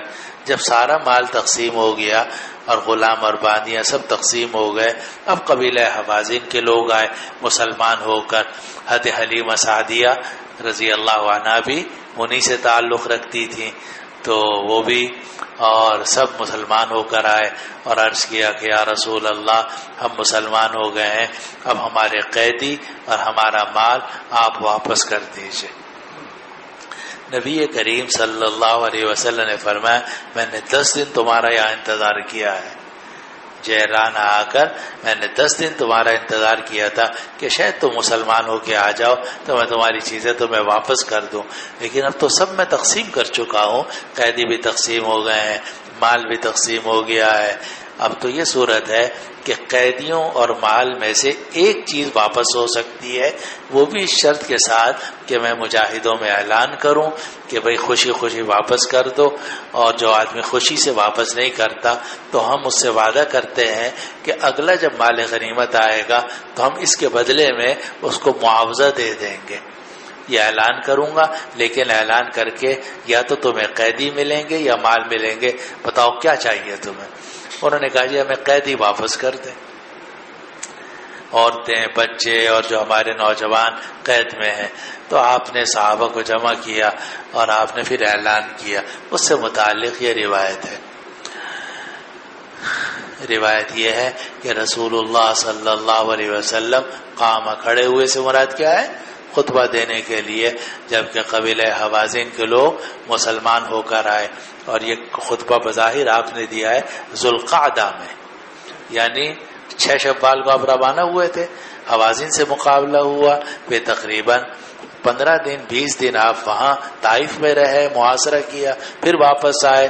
تو ذوالقعدہ میں جب آپ واپس پہنچے تو مسلمانوں کے وہ حوازن کے لوگ مسلمان ہو کر آئے اور آپ سے درخواست کی کہ اموال اور قیدی واپس کر دیں. آپ نے ان سے فرمایا معی من ترون، میرے ساتھ وہ لوگ ہیں جن کو تم دیکھ رہے ہو، یعنی میرا معاملہ اکیلے کا نہیں ہے، تمام مجاہدین کا، تمام صحابہ کا معاملہ ہے. وَحَبُّ الْحَدِيثِ إِلَيَّ أَصْدَقُهُ، اور مجھے وہ بات زیادہ محبوب ہے جو سچی ہو، میں تو صاف ستھری سچی بات کرنے کا عادی ہوں. فاختاروا احدى الطائفتين، تو 2 چیزوں میں سے ایک چیز اختیار کر لو، اما السبی و اما المال، یا تو اپنے قیدی واپس لے لو یا مال واپس لے لو، یعنی دونوں میں واپس نہیں دلوا سکتا، ایک کی کوشش کر لوں گا، یا سبی کی اور یا مال کی. اور راوی کہتے ہیں فقال لهم وقد كنت استعنيت بكم، اور میں نے تمہارا بہت انتظار کیا ہے. وکان انظرهم رسول اللہ صلی اللہ علیہ وسلم، اور رسول اللہ صلی اللہ علیہ وسلم نے ان کا انتظار کیا تھا 10 سے زیادہ راتوں میں. حین قفل من الطائف، جب طائف سے آپ واپس آئے تو جعرانہ میں تقریباً 10 راتیں آپ ٹھہرے رہے، انتظار کرتے رہے کہ یہ لوگ آ جائیں. فلما تبین لهم، جب قبیلہ حوازن کے سامنے یہ بات ظاہر ہوئی کہ رسول اللہ صلی اللہ علیہ وسلم ان کو نہیں واپس کریں گے مگر 2 چیزوں میں سے ایک، تو وہ کہنے لگے کہ ہم اپنے قیدیوں کو پسند کرتے ہیں کہ قیدی واپس کر دیں. تو رسول اللہ صلی اللہ علیہ وسلم مسلمانوں میں کھڑے ہوئے اور آپ نے اللہ کی ثنا بیان کی، جیسے اللہ تعالیٰ اس کا اہل ہے، یعنی الحمدللہ نحمدہ ونستعینہ، خطبہ دیا.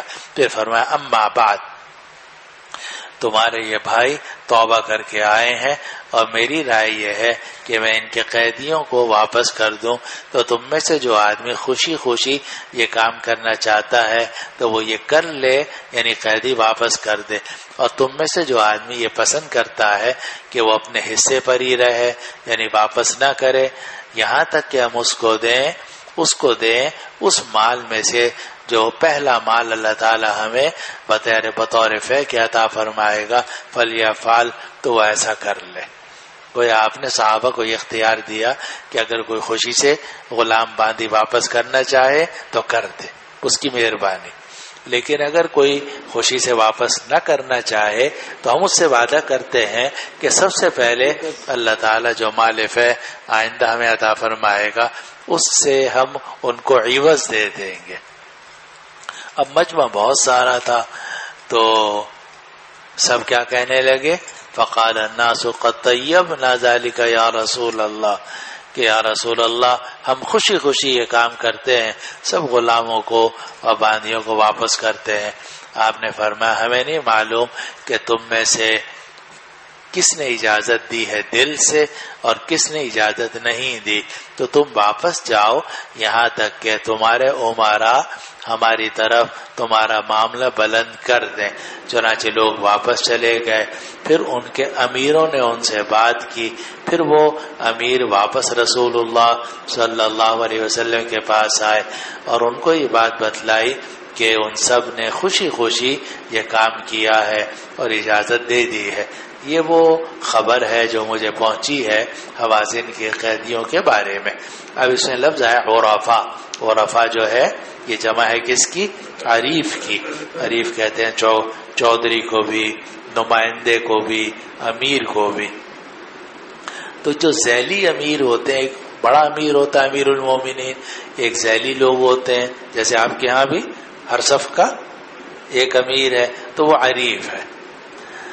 تو اب جب ویسے حدیث میں آتا ہے، آپ نے پڑھا ہوگی مشکات میں حدیث ہے، لابد للناس من عرفا، لابد للناس من العرفا، کہ لوگوں کے لیے عرفا ضروری ہیں، نمائندے ضروری ہیں، صوبائی اسمبلی کا نمائندہ ہو، قومی کا، یا اور کون سے بلدیہ کا، یا دارالحدیث میں ہر صف کا نمائندہ۔ لابد للناس من العرفا ولكن العرفاء في النار، فرمایا لوگوں کے لیے عرفا ضروری ہے لیکن اکثر عرفا جہنم میں جائیں گے کیونکہ انصاف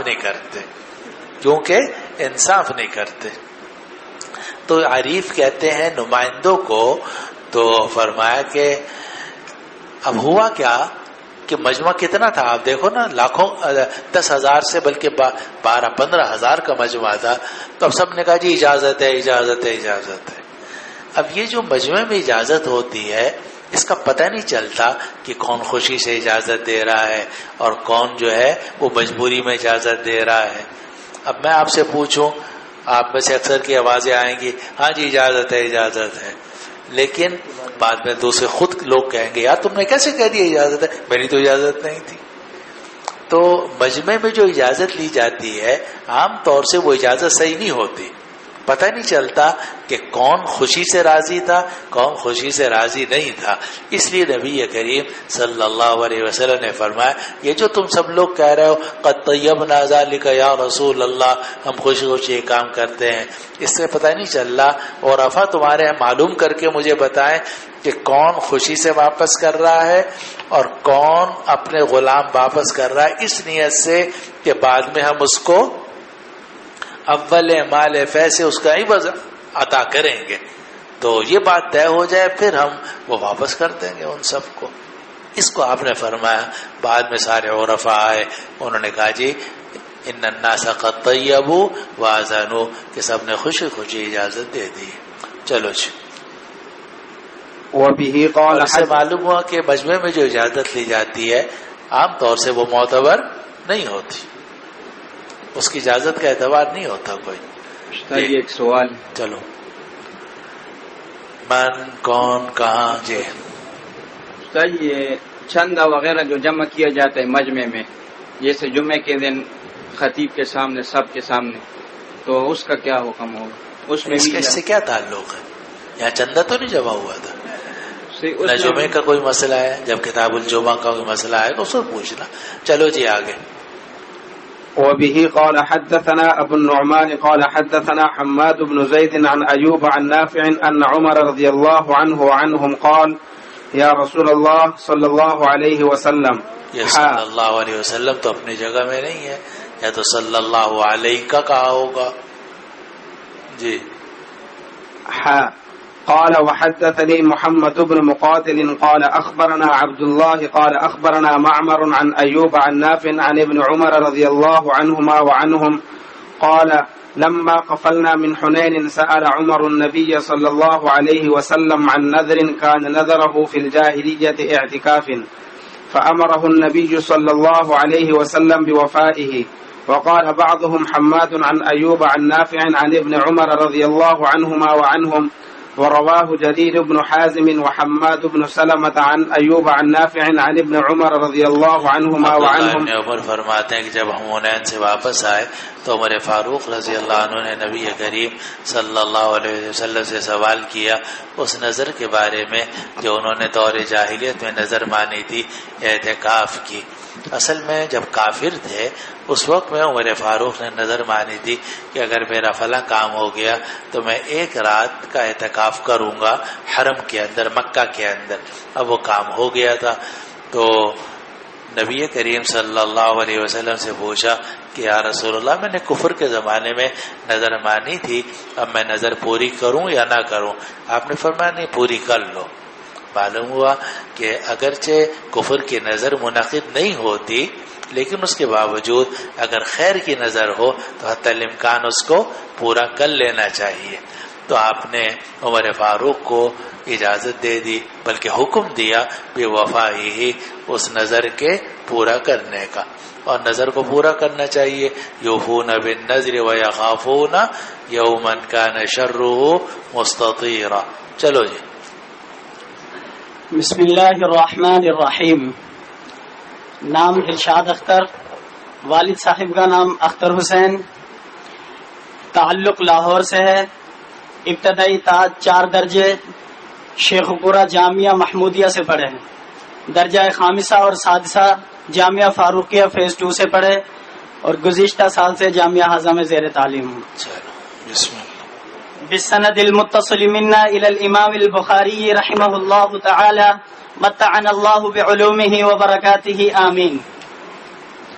قال حدثنا عبد الله بن يوسف قال اخبرنا مالك عن يحيى بن سعيد عن عمر بن كثير بن افلح عن ابي محمد مولى ابي قتادة عن ابي قتادة رضي الله عنه وعنهم قال خرجنا مع النبي صلى الله عليه وسلم عام حنين فلما التقينا كانت للمسلمين جولة فرأيت رجلا من المشركين قد علا رجلا من المسلمين فضربته من ورائه على حبل عاتقه بالصيف فقطعت الدرع وأقبل علي فضمني ضمة وجدت منها ريح الموت ثم أدركه الموت فأرسلني فلحقت عمر رضي الله عنه فقلت ما بال الناس قال أمر الله عز وجل ثم رجعوا وجلس النبي صلى الله عليه وسلم فقال من قتل قتيلا له عليه بينة فله سلبه فقلت من يشهد لي ثم جلست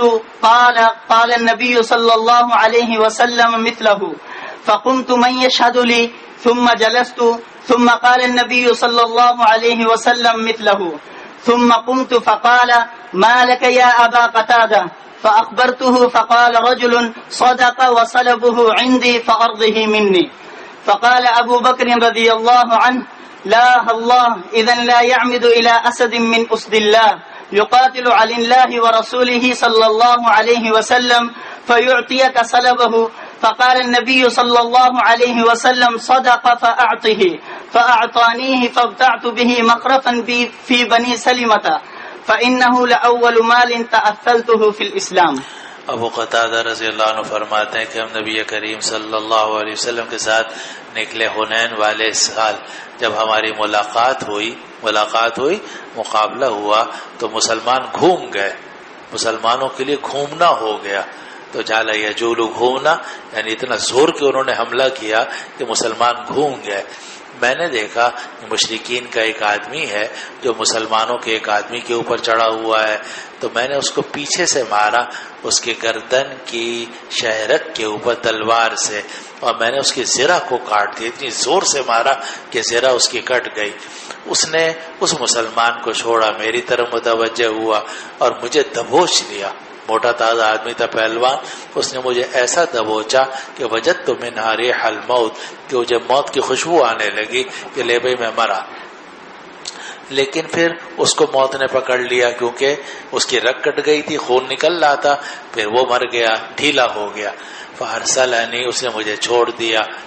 میں وہاں سے اٹھا, عمر فاروق سے میری ملاقات ہوئی. میں نے کہا لوگوں کو کیا ہو گیا تھا؟ کہا بس اللہ کا حکم تھا, جو ہوا ہوا. پھر سب واپس پلٹے اور نبی کریم صلی اللہ علیہ وسلم ایک جگہ میں بیٹھ گئے. آپ نے فرمایا جس نے کسی مقتول کو قتل کیا ہو, قتیل سے بالفعل مراد نہیں بلکہ بالقوہ مراد ہے. من قتل قتیلا, جس نے کسی کو قتل کیا ہو, کسی کافر کو, اس کا چھینا ہوا مال اسی کو ملے گا بشرطے کہ اس کے پاس بینہ موجود ہو. تو ابو قتادہ فرماتے ہیں میں کھڑا ہوا اور میں نے کہا کون ہے جو میرے حق میں گواہی دے گا؟ پھر میں بیٹھ گیا, پھر آپ نے اعلان کیا, پھر میں کھڑا ہوا کون ہے جو میرے حق میں گواہی دے گا؟ پھر میں بیٹھ گیا, پھر نبی کریم صلی اللہ علیہ وسلم نے اعلان کیا, میں پھر کھڑا ہوا. آپ نے فرمایا ابو قتادہ کیا بات ہے؟ میں نے عرض کیا کہ یا رسول اللہ اس طرح سارا واقعہ ہوا. ایک آدمی وہاں موجود تھا, اس کا نام تھا اسود ابن خزاعی الاسلمی. اس نے کہا کہ ابو قتادہ سچ کہہ رہے ہیں اور ان کا چھینا ہوا مال یعنی اس کافر کے جسم پر جتنا چھینا ہوا مال تھا وہ میرے پاس ہے. فَأَرْضِهِ مِنِّي یا رسول اللہ, آپ ابو قتادہ کو راضی کر دیں کہ مجھے ہی دے دیں, بس وہ میں نے لے لیا ہے, اب مجھے ہی دے دیں. ابو بکر کو غصہ آ گیا. ابو بکر نے کہا لا اللہ لا واللہ, لا اللہ یہ معنی میں ہے لا واللہ کے نہیں, اللہ کی قسم ایسا نہیں ہوگا. حضور ارادہ نہیں کریں گے اللہ کے شیروں میں سے ایک شیر کی طرف کہ جو اللہ رسول کی طرف سے دفاع کر رہا ہے اور اس کا چھینا ہوا مال تجھے دے دیں. حضور ایسا نہیں کریں گے. نبی کریم صلی اللہ علیہ وسلم فرمایا ابو بکر سچ کہہ رہے ہیں. فَأَعْطِهِ, تو آپ نے اس آدمی سے کہا کہ تم چھینا ہوا مال ابو قتادہ کو دو. فَأَعْطَانِهِ, اس نے مجھے دے دیا. وہ ایسا قیمتی مال تھا کہ اس سے میں نے ایک باغ خریدا. فَقْتَعْتُ بِهِ مَخْرَفًا فِي بَنِي سَلِمَةَ, تو میں نے بنو سلمہ میں ایک باغ خریدا اور وہ پہلا مال تھا, پہلی جائیداد تھی جو میں نے اسلام کے اندر بنائی تھی. اس سے پہلے میرے پاس کوئی جائیداد نہیں تھی, تو اس سے مجھے یہ جائیداد بنانے کا موقع ملا. اقرا. وقال الليث حدثني يحيى بن سعيد عن عمر بن كثير بن أفلح عن أبي محمد. دوسری روایت ہے, کوئی لفظ مشکل آئے گا تو بتا دو مگر آپ اس کو غور سے پڑھ لو. ہاں جی آرام سے پڑھو. عن أبي محمد مولى أبي قتادة أن أبا قتادة رضي الله عنه وعنهم قال لما كان يوم حنين نظرت إلى رجل من المسلمين يقاتل رجلا من المشركين وآخر من المشركين يختله من ورائه, پیچھے سے داؤ لگا رہا تھا. خطل یختلو کے معنی ہوتے ہیں داؤ لگانا, جیسے بلی جو ہے نا آہستہ آہستہ آگے بڑھتی ہے, اس طرح وہ آدمی مسلمان کی طرف آگے بڑھ رہا تھا. جی ليقتله فأسرعت إلى الذي يقتله, میں جلدی سے بڑھا اس کافر کی طرف جو اس مسلمان کے خلاف داؤ لگا رہا تھا. جی فرفع يده ليضربني وأضرب يده فقطعتها ثم أخذني فضمني ضما شديدا حتى تخوفت, یہاں تک کہ مجھے خوف ہو گیا. کس خوف ہو گیا؟ کہ مجھے مار دے گا یہ. ثم ترك پھر اس نے مجھے چھوڑ دیا. فتحلل, اور ڈھیلا ہو گیا. یعنی اس نے جو کس کے مجھے پکڑا ہوا تھا اور دبوچ رہا تھا, میرا گردن دبا رہا تھا, ڈھیلا ہو گیا. فتحلل, ڈھیلا ہو گیا. میں نے اس کو دھکا دیا. جی ودفعته ثم قتلته وانهزم المسلمون وانهزمت معهم فإذا بعمر بن الخطاب رضي الله عنه في الناس فقلت له ما شأن الناس قال أمر الله ثم تراجع الناس إلى رسول الله صلى الله عليه وسلم. پھر لوگ واپس پلٹ آئے رسول اللہ صلی اللہ علیہ وسلم کے پاس. فقال رسول الله صلى الله عليه وسلم من أقام بينة على قتيل قتله فله صلبه. فقمت لألتمس بينة على قتيلي فلم أرى أحدا يشهد لي فجلست ثم بدا لي فذكرت أمره لرسول الله صلى الله عليه وسلم فقال رجل من جلسائه سلاح هذا القتيل الذي يذكر عندي فأرضه منه. سلاح هذا القتيل عندي ہے نا، یہ عندی کا تعلق اس کے عندی یہ سلاح کا کی خبر ہے. جی.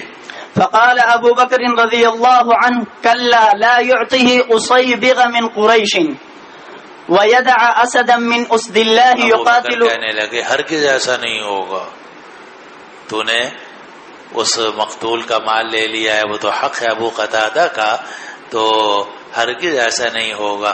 لا يعطيه اصيبغ من قریش، حضور نہیں دیں گے قریش کی ایک اسیبغ کو. اسیبغ کے دو ترجمے کیے گئے، ایک ترجمہ ہے گھاس کا، ایک ترجمہ کیا گیا پرندے کا کہ یہ گھاس ہوتی ہے نرم سی، اور ایک کہا جاتا ہے کہ اسیبغ کہتے ہیں پرندہ ہوتا ہے چھوٹا سا نرم و نازک، کہ تو نرم و نازک ہے، اصل شیر تو یہ ہے ابو قتادہ جس نے قتل کیا اور تو نے اس کے مال کے اوپر قبضہ کیا ہے. تو اگر اسیبغ کا ترجمہ گھاس ہو تو بھی ٹھیک ہے، اور اگر اس کا ترجمہ اگر پرندہ ہو تو وہ بھی کمزور ہے. اور حضرت شیخ الحدیث مولانا زکریا صاحب قدس اللہ سرہ نے ایک اور پیارا ترجمہ کیا، انہوں نے صبغت اللہ اور صبغ یصبغ سے اس کو نکالا اور اس کا ترجمہ کیا رنگیلے کا، کہ حضور جو ہے وہ ہرگز قریش کے اس رنگیلے کو نہیں دیں گے کہ ابو قتادہ کا حق قریش کے اس رنگیلے آدمی کو دے دیں جس نے رنگ بنگ لگایا ہوا ہے، اور چھوڑ دیں اس شیر کو جو اللہ کے شیروں میں سے ہے، جو جہاد کر رہا تھا اللہ رسول کی طرف سے. جی. يقاتل عن الله ورسوله صلى الله عليه وسلم. قال فقام رسول الله صلى الله عليه وسلم فأداه إلي. اب اگر اداہو کی ضمیر راجع ہو اس آدمی کی طرف، اس آدمی نے مجھے دے دیا، اور اگر اداہو کی ضمیر راجع ہو رسول اللہ صلی اللہ علیہ وسلم کی طرف تو آپ نے مجھے دلوا دیا. اداہو الی، آپ نے مجھے دے دیا یعنی اس سے دلوا دیا، اس سے میں نے ایک باغ خریدا. جی. فاشتريت منه خرافا فكان اول مال تأثلته في الاسلام. بس یہ تو ہو گیا غزوہ حنین. آگے باب غزوۃ اوطاس انشاءاللہ. واللہ. جی ایک سوال. کون، کہاں، کدھر؟ جی. جی آپ نے پچھلے حدیث میں فرمایا کہ جو مجمع میں عام اجازت نہیں لی جا سکتی ہے. نہیں، میں نے یہ نہیں کہا. دیکھو میری بات تم مت نقل کیا کرو، اس لیے کہ میں کچھ کہوں گا تم اس کو ہیرا پھیری کر کے نا اپنے الفاظ میں کچھ کا کچھ مطلب لوگے. جی ویسے میں نے یہ عرض کیا ہے کہ جو اجتماعی اجازت ہوتی ہے وہ مشکوک ہوتی ہے، اس میں اطمینان نہیں ہوتا کہ من کس نے خوشی سے اجازت دی ہے اور کس نے خوشی سے اجازت نہیں دی. اب ایک اجازت تو مثلا دیکھو میں ایک بات بتاتا ہوں کہ بھائی کل میں ایک مثال دیتا ہوں کہ بھائی کل سبق ہوگا 8:15 بجے، تو سب راضی ہو، کسی نے کہا راضی ہے، کسی یہ اگر اجازت میں نہ مانگوں تو اس سے کوئی فرق نہیں پڑتا، اس لیے کہ آپ لوگوں کا کوئی حق ہی نہیں بنتا. وہ حق تو میرا ہے کہ میں 8:15 پہ آؤں یا 8:10 پر آؤں. ایک ہے کہ مجھے آپ کی چیزیں مجھے لینی ہے، اس میں اگر مجمع عام سے اجازت لی جائے گی تو یہ اجازت شرعاً معتبر نہیں ہوگی، اس لیے کہ کچھ پتہ نہیں ہے کہ کس نے خوشی سے اپنے مال کے ملکیت کے منتقل ہونے کی اجازت دی ہے اور کس نے خوشی سے اجازت نہیں دی. یہ ہے. تو اسی طرح جو بڑے بڑے جلسوں میں قراردادیں پاس ہوتی ہیں تو ان کا بات ہو گئی نا کہ ایک تو ہے حقوق کی منتقلی اور ایک ہے ویسے ہی اپنا، جیسے میں بھی کبھی کبھار پوچھ لیتا ہوں پڑھنا ہے کہ نہیں پڑھنا، بعض ساتھی کہتے ہیں پڑھنا ہے، بعض کہتے ہیں نہیں پڑھنا، بس میں کبھی پڑھا دیتا ہوں کبھی نہیں پڑھاتا. تو یہ اجازت جو ہے یہ حقیقت میں کوئی حقوق کی منتقلی کی بات نہیں ہوتی، لیکن جہاں حقوق کی منتقلی ہو کہ میں نے آپ سب سے 100 روپے لینے ہیں، اب میں اعلان کروں کہ بھئی آپ سب سے مجھے 100 روپے لینے ہیں، سب کی طرف سے اجازت ہے، سب نے کہا جی اجازت ہے اجازت ہے، یہ اجازت معتبر نہیں، اس لیے کہ مجھے کچھ پتہ نہیں ہے کہ کس نے کون خوشی سے دے گا اور کون خوشی سے نہیں دے گا، کون امیر ہے کون غریب ہے، اور کس کی طیب خاطر ہے کس کی طیب خاطر نہیں۔ تو حقوق کی منتقلی ہو اسے معتبر نہیں ہے، اور ویسے سیاسی اجازت ہو وہ ٹھیک ہے۔